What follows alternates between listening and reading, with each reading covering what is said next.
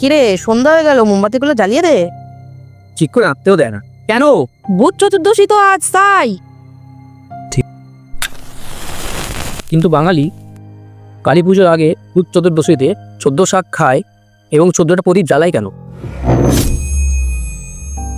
এই দিন ঘরে ঘরে ও দরজার সামনে 14টি প্রদীপ জ্বালানো হয় এবং বিশ্বাস করা হয় যে এই প্রদীপ জ্বাললে অশুভ শক্তি ও ভূত প্রেত ঘর থেকে দূরে থাকে।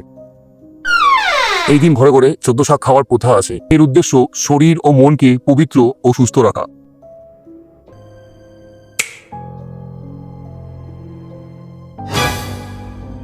অনেক পরিবারে এই দিন পিতৃপুরুষদের স্মরণ করা হয় এবং তাদের শান্তির জন্য প্রদীপ জ্বালানো হয়। বুঝতে পারলি?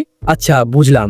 তো ভূত চতুর্দশী মানে হচ্ছে অমাবস্যার আগের রাতের চতুর্দশী তিথি, অর্থাৎ কালী পুজোর আগের দিন। এই দিনে বিশ্বাস করা হয় পিতৃপুরুষ ও অশরীরী আত্মারা পৃথিবীতে নেমে আসে, তাই ঘরে ঘরে প্রদীপ জ্বালিয়ে তাদের শান্তি কামনা করা হয় এবং অশুভ শক্তিকে দূরে রাখা হয়। আর চ্যানেলটি সাবস্ক্রাইব না করলে ভূত আপনাদের ঘরেও ঢুকে যেতে পারে। হ্যাপি ভূত চতুর্দশী। তাহলে আসি।